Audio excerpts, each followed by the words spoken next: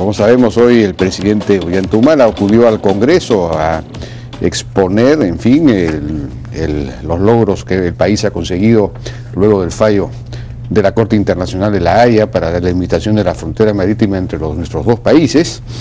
Y bueno, ahí no hubo una discusión, hubo un incidente francamente pues inaceptable del congresista Rimarachín, apodado Mamarrachín por la mayor parte en fin, de los peruanos.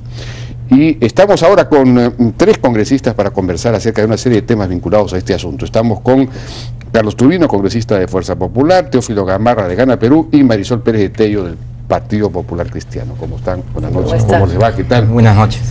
Bueno, fue una presentación sobria, muy, digamos, precisa la del presidente Humala. 12 minutos habló. El tema de la ejecución del fallo me parece, no sé si ustedes estarán de acuerdo o no, que ya está consolidado en el sentido de que ha habido una conversación entre los dos presidentes con la presencia de la presidenta Bachelet, electa, y se van a reunir los ministros de Defensa ¿no? y Relaciones Exteriores, de modo que eso parece estar encaminado. Ahora, comencemos rápidamente por esta actuación de Rimarachín. ¿Qué opinión les ha merecido? ¿He escuchado que ha habido una sanción o va a ser sancionado, Marisol? Hay, digamos, consenso, por lo menos en mi bancada, de que esto debe ser sancionado. Que yo creo que uno tiene que distinguir los momentos y pensar en el Perú. Y lo que ha demostrado es que está pensando en ganarse el hito. Un tema histórico como este, de verdad yo he sentido vergüenza ajena, ¿no? Vergüenza ajena, sí. Ahora, el problema es que es difícil sancionar también a alguien por una opinión, claro, es una opinión interesada, no es un asunto de opinión. No, esto es un hecho similar por el que fue sancionada la congresista Marta Chávez en su momento. Es una ceremonia protocolar que tiene determinadas condiciones en el que se manda un mensaje al país y conductas como esta que distorsionan el desarrollo de la ceremonia tienen una sanción, un mínimo de respeto a lo que eso significa. Lo que ha hecho hoy el congresista Rimarachín salió primero no solamente de todo protocolo, sino de un respeto mínimo a los llamados a unidad que se han hecho formalmente dentro del Congreso, desde el Ejecutivo. Es inaceptable y evidentemente todo acto que atenta contra el normal desenvolvimiento y contra la ética del Congreso, porque nos afecta como institución, debe ser sancionado. Me parece que puso unos carteles. Sacó un cartel en el que se hacía referencia a héroes nacionales diciendo que ellos juzgarían esto, cuando nosotros estamos haciendo una reivindicación de la paz que se inicia a partir de este fallo, independientemente de los detalles, digamos, técnicos, o el vaso medio lleno o medio vacío que uno vea con el resultado. Esto nos ha trasladado del siglo XVIII al siglo XXI con un solo fallo, de una nostalgia del siglo XIX al siglo XXI y una mirada al futuro en un solo fallo y un esfuerzo de 6 años. En un país en el que las cosas se dilatan, en el que nada se resuelve, en el que esos espacios generan o corrupción o dilación o complicaciones siempre, ser capaces de cerrar un proceso como este nos genera la esperanza de que somos capaces de cerrar muchos más. La conducta del señor Rimarachín en realidad desentona, disloca y tiene que ser sancionada como cualquier acto de este tipo. Espero que sepa pedir disculpas por lo menos para que no sean 120 días sino 90, pero veremos cómo enfrenta él. Hay que asumir la consecuencia de los actos. ¿Su opinión sobre esto, Carlos? Sí, totalmente de acuerdo con lo que acaba de decir Marisol, porque la conducta de este congresista Rimarachín, que lo condeno severamente, no fueron declaraciones que él hizo como congresista, que nadie tiene por qué sancionarle en esa parte, sino que él en pleno, justo cuando terminaba el presidente de la República y todavía no se había retirado, él sacó su famoso cartel y comenzó a armar barullo en el Congreso. Por menos fue sancionada Marta Chávez. Sí, y entonces, bueno, por favor, que se aplique una sanción severa a este congresista.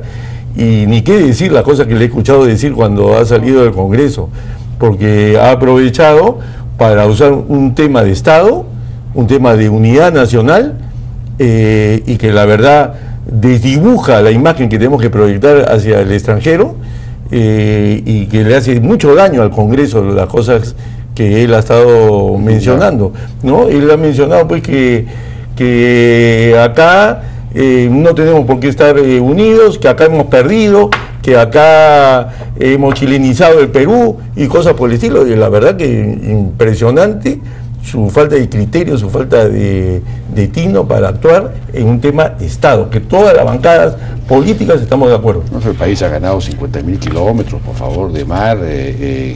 Claro que no se nos ha dado la razón en todo, pero en fin, finalmente ha sido pues un triunfo. Y sobre todo es un triunfo a la larga para los dos países. Congresista Gamarra, quisiera pasar rápidamente a otro tema, a los dos temas a mi juicio fundamentales. Uno de ellos es: ¿el Perú debe o no debe adherir a la Convención del Mar? Porque esto es un debate que el Congreso va a tener que abordar en algún momento, me imagino, ¿no es cierto? No necesariamente modificar la Constitución. Esa podría ser en realidad la primera pregunta: ¿es necesario o no es necesario modificar la Constitución? Y si el Perú debe o no adherir a la Convención del Mar. En principio debemos señalar que la sentencia emitida por la Corte Internacional de La Haya no establece ningún condicionamiento al Perú o a los países que forman parte de este proceso para la modificación de sus constituciones, y especialmente en el caso del Perú. Por otro lado, aparentemente Chile pretendería condicionar a efecto de que Perú se pueda asociar a la Convención del Mar, situación que no debe estar en tela de juicio, y que la ejecución de este fallo debe estar sin ningún condicionamiento, y eso es lo que ha señalado el señor presidente. Ahora, con relación a la conveniencia de si nos afiliamos a Convemar o no, creo que este es un tema que tiene que ser analizado, discutido a fondo. Yo creo que tenemos que en el Congreso a sentarnos y tenemos que ponernos de acuerdo todas las bancadas en si convendría, digamos, afiliarnos a esta convención o no, porque definitivamente uno de los artículos que establece Convemar es que 12 millas es de soberanía de todos los estados que forman parte de Convemar, y que aparentemente de las 12 millas hacia adelante existe una zona económica exclusiva, donde si los países que forman este acuerdo no, digamos, logran atender toda la demanda, ¿no es cierto?, otros países inclusive pueden intervenir en esta zona denominada zona económica exclusiva. Entonces es un tema que necesariamente tiene que ser analizado, discutido, para ver si existe beneficios, cuáles son los pros, los contra, ¿no es cierto?, con toda la frialdad, y tomar una posición al respecto, ¿no? ¿Marisol tiene una posición sobre este tema? El tema de la Convemar es un tema importante que se viene debatiendo hace muchos años y que creo que debe seguirse debatiendo, pero que no tiene nada que ver con el tema del fallo de La Haya. De acuerdo, puntualmente. De acuerdo. La pregunta es si al Perú nos conviene o no, digamos, si deberíamos o no, más allá del tema del fallo. Yo creo que es un tema de respeto a normas internacionales, ¿no? La tendencia, de hecho nosotros hemos solicitado que se aplique la Convención del Mar para el fallo de La Haya, que es la convención que maneja Naciones Unidas, y si tú te acercas a una corte internacional va a aplicar el derecho que está vigente. Yo, de verdad, no entraría en el debate de la Convención del Mar en este momento, y te explico por qué.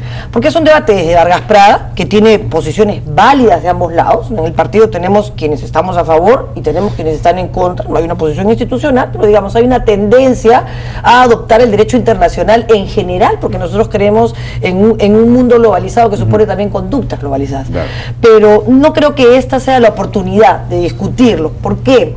Porque precisamente es permanecer en un error que se está generando por mala información. Hay que decirle con claridad a nuestro país que la Convención del Mar en este momento no es un requisito para la implementación del fallo, y que la Constitución del 93 fue redactada para que de adoptarla no se tuvieran que hacer modificaciones. Si uno asiste o evalúa los antecedentes del debate sobre el artículo pertinente constitucional, eso se señaló expresamente: redactemos el artículo de manera que cuando el Perú decida adoptar la Convención del Mar, que es la tendencia mundial, no tengamos que modificar la Constitución. Entonces no hay... Pues se habla de dominio marítimo. ¿No? En esos dos temas yo creo que no hay duda, y que la oportunidad se dará. Por supuesto que es un tema pendiente que hay que enfrentar, pero no mezclar con la implementación del fallo. Hay un artículo de José Luis Ardón que señala que no hay incompatibilidad entre el texto constitucional y la Convención del Mar, en el sentido de que la propia Convención del Mar reconoce ciertos niveles de soberanía, digamos, incluso en la zona económica exclusiva, precisamente en los asuntos de recursos, de manejo económico, ¿no?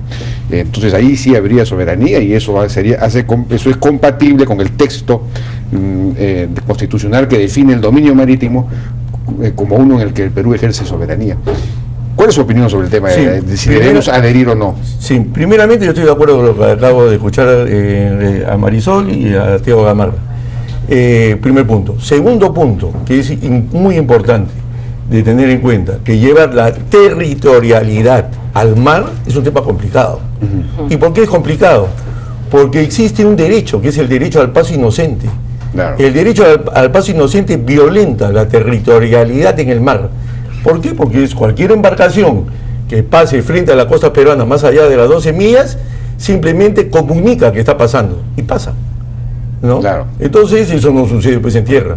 Entonces, ahora, la Constitución peruana en ese mismo artículo reconoce el derecho a las libertades de navegación, de aeronavegación, aunque la sujeta a la existencia de tratados internacionales, no sé a qué se refiere. Claro, pero nosotros respetamos este derecho y algo más.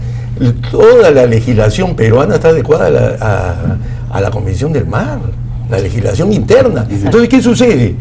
Que estas declaraciones que he visto que se han hecho en Chile, diciendo de que el Perú debe respetar el derecho a que ellos puedan navegar o sobrevolar esta zona marítima que la Corte nos ha entregado, no tiene ninguna razón esa declaración, porque el Perú siempre lo ha respetado. O sea, nos tratan de poner como si fuéramos un países irrespetuosos de lo que contiene el derecho internacional. Y eso no es así.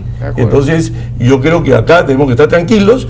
Lo que en Chile han hablado, como que nosotros queremos la territorialidad en el mar y que no respetamos el derecho internacional. Eso no es así. Y ellos también lo saben. Sí, pues. Pero es un poco para su público interno mostrarnos como si fuéramos unos cavernarios, un país díscolo, y eso no es el Perú. ¿Y a la larga habría o no que firmar la Convención del Mar? Es un tema que hay que buscar el momento. Ahora, a título personal, yo sí creo que hay que firmar la Convención del Mar. ¿Por qué?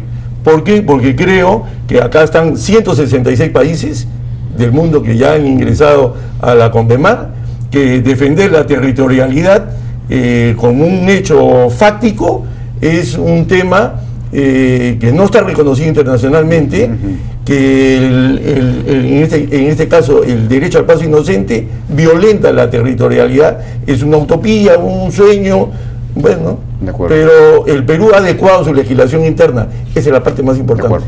Bueno, vamos a ir a una pausa y regresamos con el tema del triángulo externo.